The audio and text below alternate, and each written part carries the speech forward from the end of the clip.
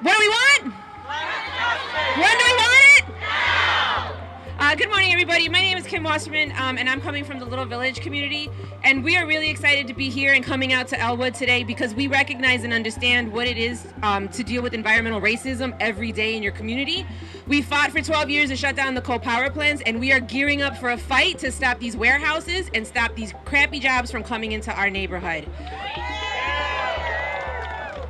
Right now in our neighborhood, the former coal power plant wants to be turned into a 1 million square foot warehouse, and we are being told that this is going to come with jobs, and we know for a fact, going from Cicero to Berwyn to Elwood to Joliet, that warehouse workers are suffering.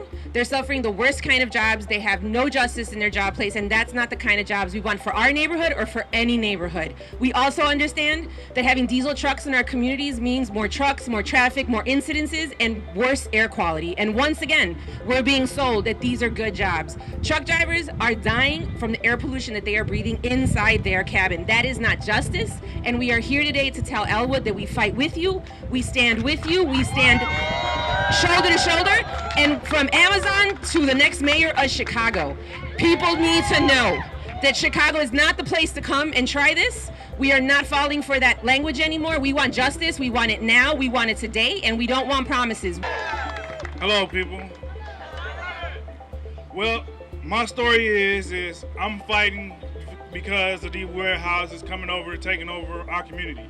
They're not giving us the wages that we need to take care of my family. I have my 2 children right here that I have to take care of. I have a big family that I need to support. I can't support them on the little low wages that they're paying us. I need $15 or more. Thank you. Since the arrival of the BNSF Rail Intermodal in Elwood, Will County has become a global hub. Many containers arrive in Elwood after a journey from Southeast Asia by boat to California and then by rail to Elwood. Once in Elwood, these shipping containers are moved to semis for delivery to warehouses and distribution centers for e-commerce. These tens of thousands of diesel semis are producing pollution in our neighborhood. Volunteers monitoring for air quality in Will County found the air was unhealthy for all people on 10 out of 54 days, and for sensitive groups such as children and those with respiratory problems on 30 out of 54 days. This is deeply concerning, and I worry about the children in my family and my neighbors' and friends' children.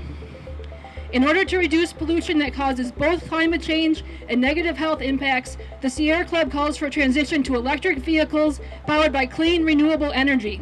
Yes, we can. Sí se puede. Sí se puede. Good morning, everyone. Buenos días a todos. Mi nombre es Noel Sánchez. I'm an SEIU active member for 18 years, chief engineer by the Humboldt Park area.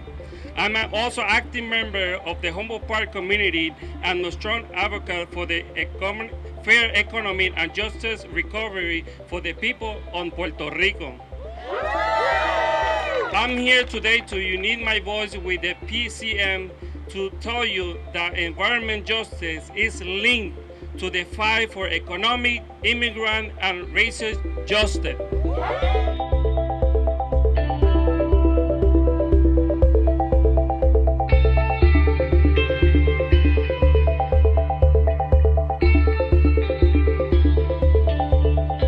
Are you ready to fight for climate, jobs, and justice?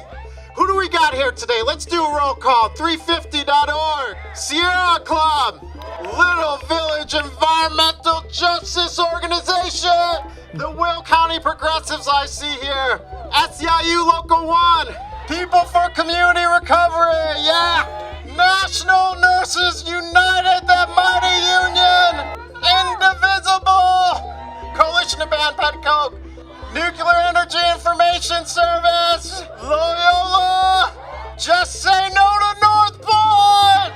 My name is Roberto. I'm with this worker center called Warehouse Workers for Justice. We're here today to support all warehouse workers, to support all truck drivers, to support all folks who are being exploited in their workforce. And we're here today on behalf of Chicago and all of the suburbs to tell Amazon and tell these very lovely intermodal facility people that this is not the way for our communities. This is not economic empowerment for our people. Putting our lives, putting our air, putting our earth in danger is not the way to go. We have good plans, we have good workers, and we know what we want in our neighborhood, and this is not it. So what do we want? When do we want it? What do we want? When do we want it? So today, we got to continue to fight for environmental justice. We should have never stopped, because environmental justice is inclusive of our health, our land, our community, our jobs, and most importantly, our future. My name is Nancy Garcia. I'm the Civic Engagement Organizer for Southwest Urban Immigrant Project, or SSIP, out in Bolingbrook. We are gathered here to demand action in order to protect our climate, better working conditions, and benefits for warehouse workers. Statement of fact, man-made climate change is real. Science doesn't lie. We have been trained to ask the questions at Climate Reality. We ask them, and you can go out and ask them now too. Must we change? Diesel particulate emissions were measured at 6 to 8 times higher than the EPA standards. This is a public health issue. This is a climate health issue. Yes, we must change. Can we change? Yeah. Clean renewable energy jobs employ 14 times more people than fossil fuel jobs. And the cleaner, climate smart investments that are being made will equal $26 trillion by 2030. Can we change? Yes. Will we change? Yes, we will. So we've got the largest corporations in the world right over here making big money, whether it's Walmart, whether it's Target, whether it's Home Depot, whether it's Georgia Pacific, which is owned by the Koch brothers. They've got billions of dollars of goods going through here. But you know, the heart of this operation is not actually the warehouses. They wouldn't be here except for the BNS rail yard on the other side. That's where everything really happens, all right? And BNSF itself is a huge corporation. In fact, they had profits last year of over $1 billion just for one corporation making that kind of money. And you look at that and you say, wow, there's a lot of money there. Everybody must be doing pretty good. Except then you look at what's happening with the workers instead. And I'm going to talk to you about the van drivers, a very important job. They've got to drive the rail crews from place to place within the yard and out to other locations. These used to be good railroad jobs, working directly for the railroad, making a good living wage because they were good union jobs. And the railroad industry, including BNSF, decided they didn't like that, and they subcontracted all those jobs out to bottom-feeding corporations or small companies, things that are not much better than temp agencies, where they have almost no benefits and poverty-level wages, like minimum wages in many cases.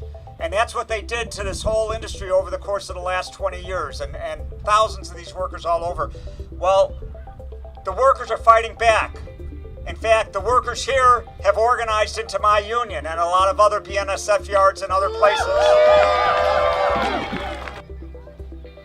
I'm Stephanie Irvine.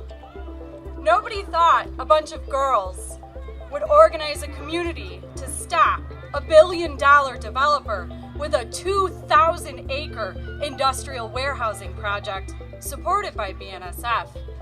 But we did. They didn't think that we were paying attention, but we were. They didn't think that we were smart enough, but we are.